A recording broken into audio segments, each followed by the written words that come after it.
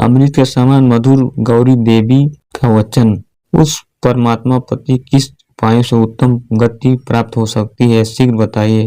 आपको नमस्कार है। पार्वती ने कहा, तुम्हारा पति यदि शिव पुराण की पुण्यमयी उत्तम कथा सुने तो सारी दुर्गत पार करके वह उत्तम गति भागी हो सकता है।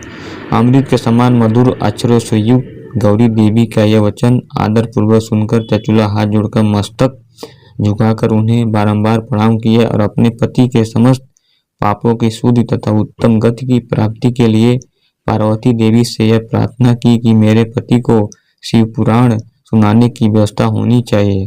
उस ब्राह्मण पत्नी के बारंबार प्रार्थना करने पर शिव प्रिया गौरी देवी को बड़ी दया आई। उन भक्तवत्सला महेश्वरी गिरिराज कुमारी भगवान शिव की उत्तम कीर्ति का गान करने वाले गंधर्व राज तुमरू को बुलाकर उनसे प्रसन्नता पूर्वक इस प्रकार कहा, तुमरू, तुम्हारी भगवान शिव में प्रीति है।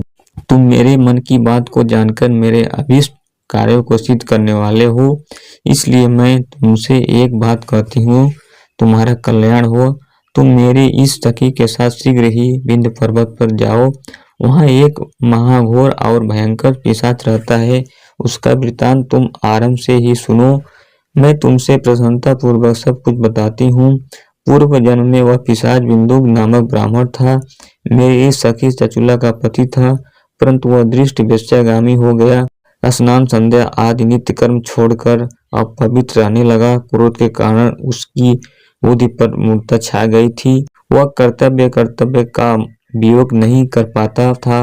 अभक्ष्य भक्षण, सज्जनों से द्वेष और दूषित वस्तुओं का दान लेना, यही उसका स्वाभाविक कर्म बन गया था। वह अस्त्र शस्त्र लेकर हिंसा करता, बाएं हाथ से खाता, दिनों को सताता और क्रूरता पूर्वक प्राय घरों में आग लगा देता था। चंडालों से प्रेम करता और प्रतिदिन वेश्या के संपर्क में रहता था।